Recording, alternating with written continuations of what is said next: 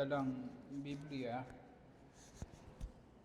sa Roma chapter 4. Roma chapter 4 verses 1 to 8. Roma chapter 4 verses 1 to 8. Basahin po natin.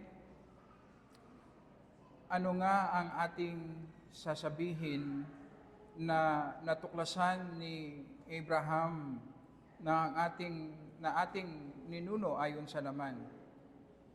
Sapagkat kung si Abraham ay itinuring na ganap sa pamamagitan ng mga gawa, ay meron sana siyang ipagmamalaki, ngunit hindi sa Diyos. Sapagkat ano ang sinasabi ng kasulatan? Sumampalataya si Abraham sa Diyos at iyon ay ibinilang na katwiran sa kanya. Ngayon sa gumagawa, ang kabayaran ay hindi tinuturing na biyaya, kundi siyang talagang nararapat, sweldo, sahod. Ngunit sa kanya na hindi gumagawa, kundi sumasampalataya sa kanya na umaaring ganap sa masamang tao, ang kanyang pananampalataya ay tinuturing na katwiran. So libreng kaloob, biyaya ng Diyos.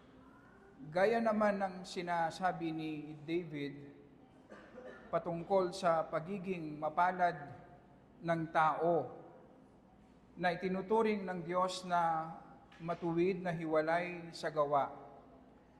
Verses 7 to 8, quotation po galing sa Psalm 32 na si David ang nagsabi, mapalad ang mga pinatatawad sa kanilang mga masasamang gawa at ang mga tinakpan ang kanilang mga kasalanan. Mapalad ang tao na hindi ibibilang laban sa kanya ng Panginoon ang kasalanan. Pagkatapos ilahad po ni Apostol Pablo ang paraan ng kaligtasan sa chapter 3 verses 21 to 26 na ito ay sa pamamagitan lamang ng pananampalataya sa ating Panginoong Yesus, at pagkatapos niyang sagutin ang mga possible questions ng mga Hudyo magmula verses 27 hanggang 31, sa chapter 4 po, si Apostol Pablo ay nagbigay ng illustration patungkol sa itinuturo niyang iisang paraan ng kaligtasan sa pamamagitan ng pananampalataya sa ating Panginoong Yesus. Sa buong chapter 4, ginamit ni Apostol Pablo si Abraham at si King David upang patunayan at i-prove na ang paraan ng kaligtasan ay sa pamamagitan lamang ng pananampalataya sa ating Panginoong Yesus. At upang ipakita rin na magmula verses 27 hanggang 31 ng chapter 3, na halimbawa sa ating pag-aaral ngayon, ipapakita niya na walang pwedeng ipagmayabang si Abraham dahil ang kaligtasan ay sa pamamagitan ng pananampalataya kay Jesus. So, ang unang gusto ko pong makita natin, ginamit ni Apostol Pablo si Abraham na ang sabi po sa verse 3 ay dahil sa kanyang pananampalataya ay itinuring siyang matuwid ng Diyos sa kabila ng kanyang pagiging makasalanan. Ganon din si King David na sinasabi po niya mismo na mapalad ang mga pinatatawad sa kanilang mga masasamang gawa at ang mga tinakpan ang kanilang mga kasalanan. Si Abraham po, siya ang tinuturing ng mga Hudyo na ama. Sa pamamagitan lamang ni Abraham na establish ang bayang Israel. At si King David naman, siya ang pinaka well-known at sikat na hari pagdating sa bayan ng Israel. So ginamit ni Apostol Pablo ang dalawang ito upang patunayan na kung si Abraham at si David ay naligtas sa pamamagitan ng pananampalataya kay Jesus, ang ibig sabihin po, from Old Testament down to New Testament, iisa lamang po ang paraan ng kaligtasan. At ang sinasabi po sa atin, nagbibigay ito ng confidence sa ating evangelism, na ang gospel na ating pinapahayag, ang ating Panginoong Yesus, na siyang nabuhay ng perfect at namatay sa cross bilang kahalili ng sino mang mananampalataya sa Kanya, ang gospel na ito ay powerful, na kaya niyang iligtas, at napatunayan niyan sa Old Testament lahat ng mga nanampalataya sa paparating na tagapagligtas, at sa panahon natin ngayon, lahat ng nanampalataya ay nagkaroon ng buhay na walang hanggan. Na sinasabi sa atin, ang gospel na ating pinipreach, ang kapangyarihan ng Diyos para sa kaligtasan ng sinumang mananampalataya sa ating Panginoong Yesus. Nagbibigay ito ng confidence sa atin na sa maraming pagkakataon sa ating evangelism, hindi natin nakikita ang bunga ng ginagawa ng Panginoon. Pero hindi po ibig sabihin na hindi po nagliligtas ang Diyos. Merong tamang panahon ang Diyos sa kanyang ginagawang pagliligtas. At ang tanging paraan niya ay sa pamamagitan ng ating ginagawang pagpapahayag ng mabuting balita. Magpatuloy lamang tayo na masigasig sa pagpapahayag ng mabuting balita, dahil ito ang mensahe na sinasabi ng Bible na kapangyarihan ng Diyos para sa kaligtasan ng sino mang mananampalataya sa ating Panginoong Yesus. Wala nang ibang paraan ng kaligtasan. At sa pamamagitan ni Abraham at ni David, pinapalinaw sa atin kung ano ang ibig sabihin ng pag-aaring ganap ng Diyos.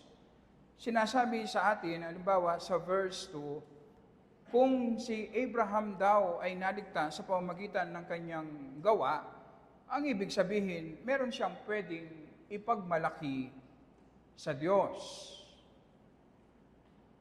Kung si Abraham po ay naligtas sa pamamagitan ng pagiging masigasig sa pagsunod sa mga kautusan, ang argumento ni Apostol Pablo, meron siyang pwedeng ipagmalaki sa Diyos, at hindi pwede iyon.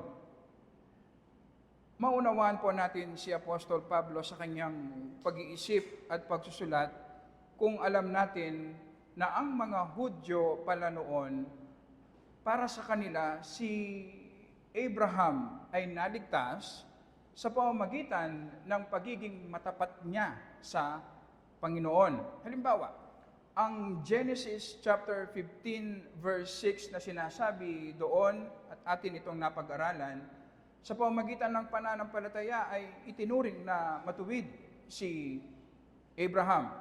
Kapag binabasa pala ito ng mga Hudyo noon, ang pananampalataya doon para sa kanila ay pagiging matapat ni Abraham.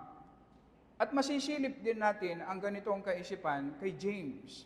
Ang sabi niya, dahil gusto niyang i-prove na ang mabuting gawa ay bunga lamang ng pananampalataya, ang sabi niya, hindi ba si Abraham ay itinuring na ganap ng Diyos dahil inialay niya ang kanyang kaisa-isang anak sa dambana dahil ito ay niutos ng Panginoon.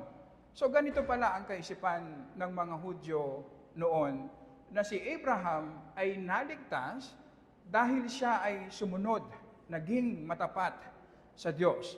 Ngayon, ito ang ina-argue ni Apostol Pablo dito. Kung si Abraham ay naligtas sa pamamagitan ng pagsunod niya sa Panginoon, ang ibig sabihin po nito ay meron siyang pwedeng ipagmalaki sa Diyos. At kahit ang mga Hudyo mag-a-agree na hindi pwede iyon. na ang isang tao ay pwedeng humarap sa Diyos na banal at ipagmalaki niya ang kanyang mabubuting gawa. At dito po, pagdating sa verse 3, kinote ni Apostol Pablo ang Genesis chapter 15, verse 6, na si Abraham nga ay itinuring na ganap dahil sa kanyang pananampalataya, hindi dahil sa kanyang mabuting gawa. At sa verses 4 and 5, nilinaw ni Apostol Pablo na kung ang kaligtasan ay sa pamamagitan ng pagsunod natin sa mga kautusan ng Diyos, ang ibig sabihin, ang kaligtasan ay sahod natin. Ito ay reward sa ating mabubuting gawa. Pero kung ang kaligtasan ay sa pamamagitan ng pananampalataya, na ito ay libreng ibinibigay ng Diyos dahil nakamit ng Panginoong Yesus ang kaligtasan sa cross, ibinibigay ngayon ng libre ng Diyos ang kaligtasan sa sinumang mananampalataya kay Jesus. Sa ganitong paraan, ang kaligtasan ngayon ay biyaya. Libreng kaloob ng Diyos. Ang ibig sabihin po, ibinigay sa atin ng libre ang kaligtasan sa kabila ng pagiging masama natin. So magkaiba ang biyaya, magkaiba ang sahod. Kapag sahod, ang ibig sabihin, deserve natin. Pwede nating i-demand sa Diyos. Kapag naman biyaya, ito ay pabor ng Diyos sa kabila ng hindi natin pagiging deserving. At sa pamamagitan ng paggamit ni Apostol Pablo at kay King David, sinasabi sa atin, kinokompleto sa atin, ano ba ang ibig sabihin ng pag-aaring ganap ng Diyos. So kung titignan natin si Abraham, siya ay inaring ganap ng Diyos dahil ang katwiran ng ating Panginoong Yesus ay kinredit sa kanyang account. Ang katwiran ng ating Panginoong Yesus ay ipinasuot kay Abraham. Ang katwiran ng ating Panginoong Yesus ay inimpute kay Abraham sa kabila ng kanyang pagiging makasalanan. At makikita rin naman natin sa kabilang banda, sa pamamagitan ni King David, na kasama po sa pag-aaring ganap ng Diyos, ay ang ating kasalanan ay pinatawad na. Hindi na isisingil sa atin yan. Dahil inako na, inimpute sa ating Panginoong Yesus, kinredit sa ating Panginoong Yesus, ang ating mga kasalanan, na siyang binayaran niya nung siya ay namatay sa krus. So ang ibig sabihin ng pag-aaring ganap, ako na makasalanan ay ituturing na matuwid ng Diyos, kahit na ako ay makasalanan, dahil ang katwiran ni Kristo ay ipapasuot sa akin. Kaya kailangang sumunod ng perfect ng Panginoong Yesus. Dahil ito ang katwiran na ipapasuot sa akin. At kailangan din siyang mamatay sa krus. Dahil ang aking kasalanan naman ay i-credit sa Kanya. Akuin niya ang aking kasalanan. Kaya naman ako na nanampalataya kay Jesus. Ako na nagdepende lamang kay Jesus para sa aking kaligtasan, ituturing akong matuwid ng Diyos alang-alang kay Kristo. Ang katwiran ni Kristo ay ipapasuot sa akin, ang aking kasalanan ay ipinasuot kay Kristo.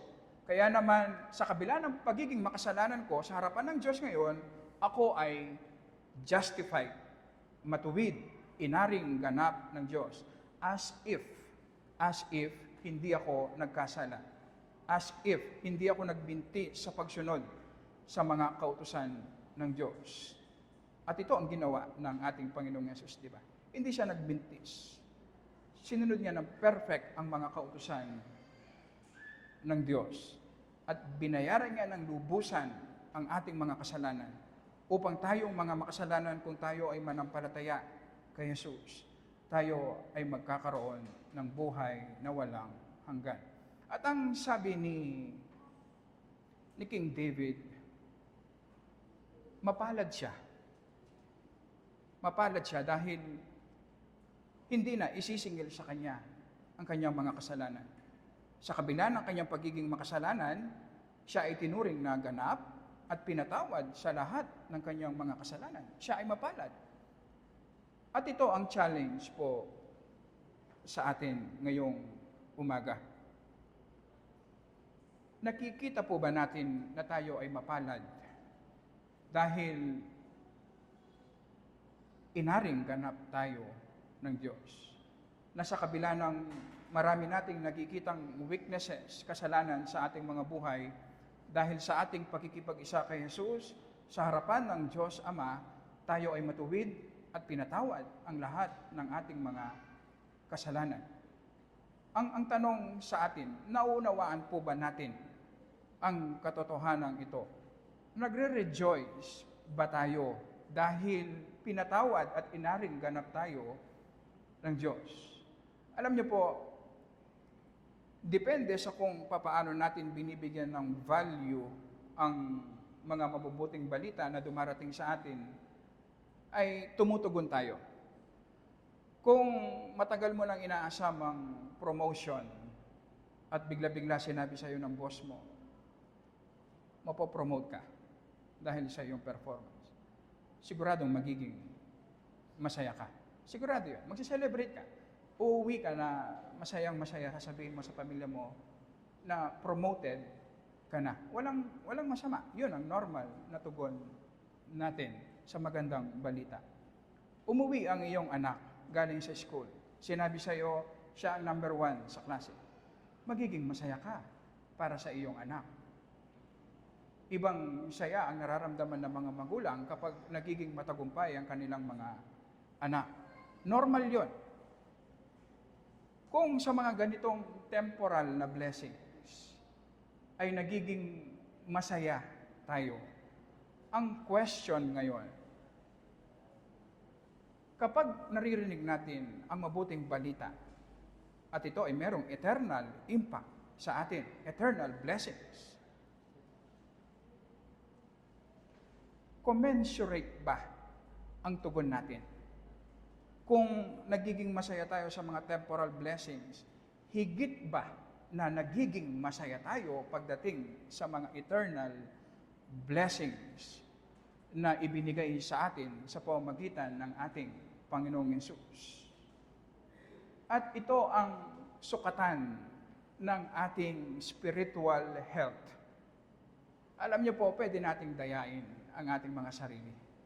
Pwede tayong maglingkod, gumawa ng mabuti, every Sunday nandito ka, pero hindi maganda ang iyong spiritual na kalagayan.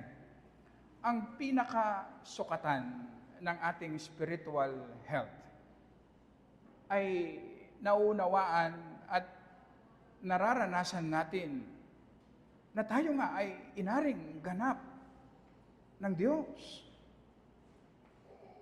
Na anumang paghihirap ang aking nararanasan ngayon, hindi yan resulta ng pagpaparusa ng Diyos sa akin dahil inako na ng aking Panginoong Hesus ang penalty ng aking mga kasalanan. Kaya naman, ang lahat ng ginagawa ng Diyos sa aking buhay ngayon ay galing sa Kanyang pag-ibig at para sa aking ikabubuti. At anytime na ako ay mamatay, ako ay pupunta sa langit at makakasama ang Panginoon. At sa kabila ng maraming kasalanan ko, hindi magbabago ang pagtingin ng Panginoon sa akin. Ito ba ay nagbibigay ng malalim na kasiyahan sa atin?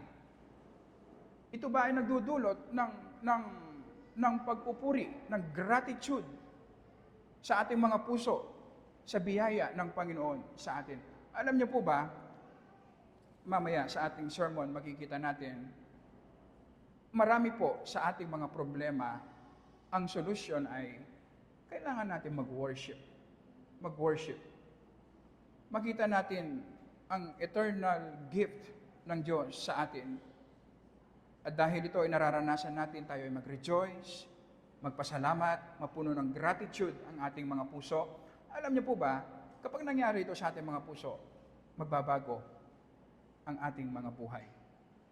Mawawala ang marami nating nakikitang problema. Kailangan lang nating magdepende sa Holy Spirit upang sa ating daily devotion ay ang justification by faith, hindi lang yan teorya na nakikipagdebate ka. Hindi. Ang justification by faith, ito ang nagbibigay sa iyo ng gratitude, pasasalamat, pagsamba sa Panginoon. Dahil naunawaan mo ito at nararanasan mo sa tulong ng Holy Spirit. At ito ang kailangan po natin. Kamukha ni King David, makita natin na mapalad tayo dahil inaring ganap tayo ng Diyos sa kabila ng ating pagiging makasalanan. Tayo po ay manalangin. Maraming salamat po, Panginoon, sa iyong mga salita na nagbibigay ng kalinawan sa aming mga puso at isipan. Salamat po. Patuloy mo kaming nire-remind na meron lang iisang paraan ng kaligtasan. Ito ay sa pamamagitan lamang ng pananampalataya sa aming Panginoong Yesus. Tulungan mo po kaming maging matapat, Panginoon, at magpatuloy na maging matapat sa pagpapahayag ng iyong mabuting balita. Umihingi kami ng tawad, Panginoon, sa maraming pagkakataon dahil napapagod kami.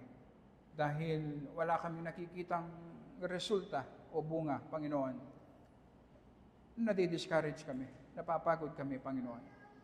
Pero salamat sa reminder ngayong umaga sa amin na ang kapangyarihan ay wala po sa amin na nagpapahayag. Ang kapangyarihan ay nasa iyong Holy Spirit na tanging ang ginagamit niya ay ang mensahe ng mabuting balita. Kaya naman ang aming sigasig at pagtitiwala, Panginoon, ay itutuon namin sa iyo, sa iyong Holy Spirit. At hindi po sa aming sarili.